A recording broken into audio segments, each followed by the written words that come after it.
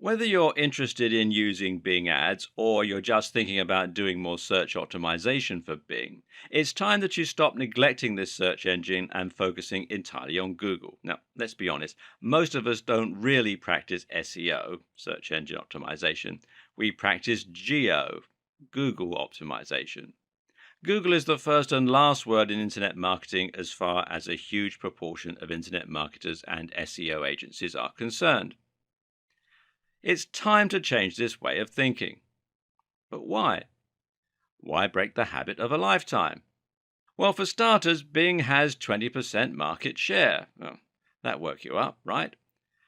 Many of us think of the search engine industry as being a one-horse race, but really that's not the case.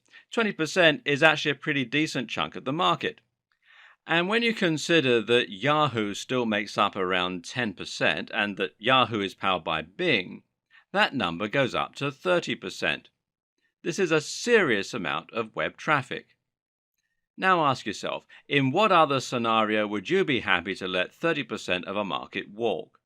If I told you that you could get 30% more visitors to your high street store by changing your shop name, you'd change it in a heartbeat.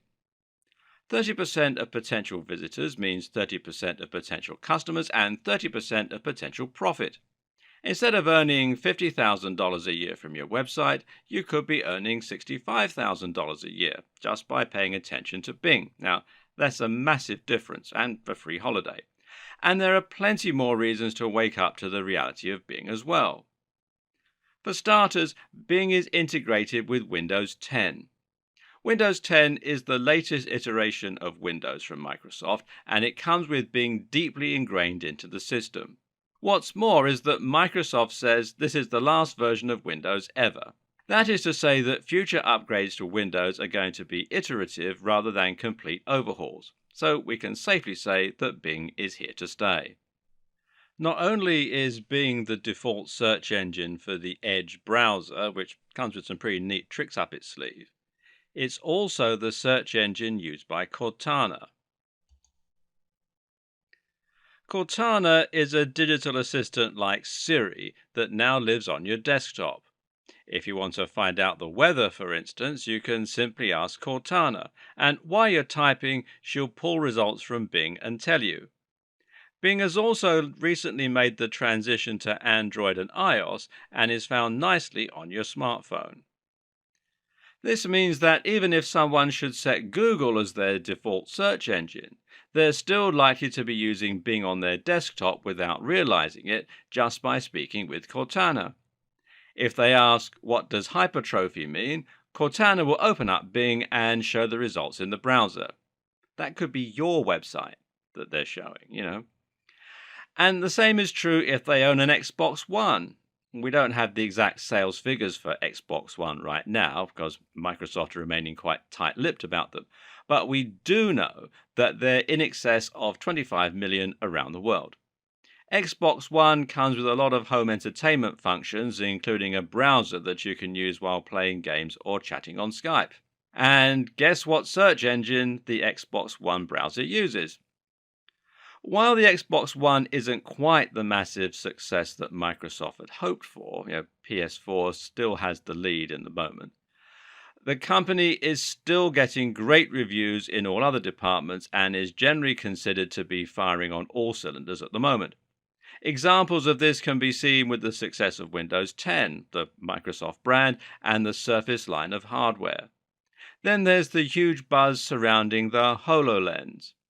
HoloLens is a piece of mixed reality hardware that might well introduce the world to a new form of computing.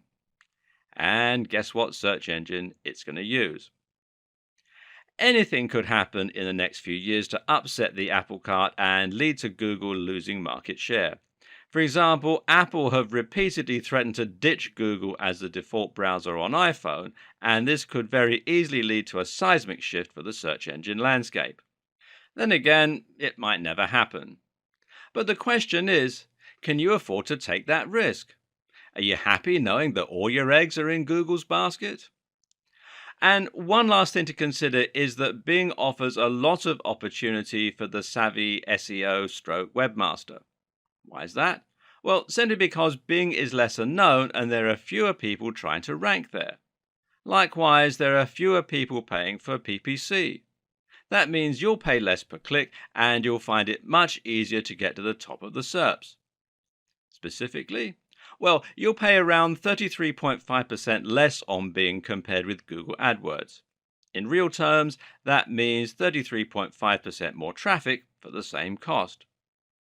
A lot of people never consider Bing SEO and they don't know what the key to succeeding there is. That means the 30% of traffic to be found there is ripe for the taking. It means you can do a little background research and then just swoop right in and get to the top of the SERPs, that's the search engine results pages. You'll be in a smaller pond, but it will be much easier to get the fish biting.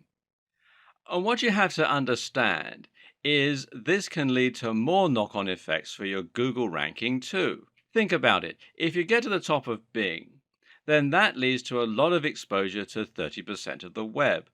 This in turn means that you end up landing more backlinks and getting discussed in more forums and more comment sections.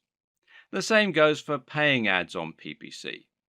You can use this as your way in to boost your position in Google's SERPs, as well as to generally increase your brand without directly challenging the biggest players in your niche. And apart from anything else, if you completely rely on Google for all of your traffic, you put yourself at risk of something going wrong when Google changes its policies, which it does all the time, or should something go wrong with Google itself. Look, this is a video about Bing ads, but that doesn't mean we have to be unrealistically biased towards Bing here. There are still plenty of good reasons to prioritize your Google AdWords campaign. The biggest being simply that Google AdWords lets you reach a bigger audience. But with that said, it makes a lot more sense to make sure that you're on both.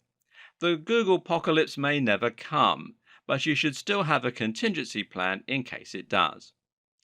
Finally, think about the kind of person who is likely to be deeply ingrained with the Microsoft ecosystem. Who is likely to use Microsoft software suites and hardware? Simple.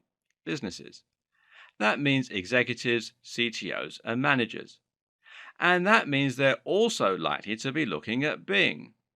If that's your target demographic, then you should strongly consider adding Bing ads to your campaign. There are more reasons why Bing might be a better choice for building an effective PPC campaign.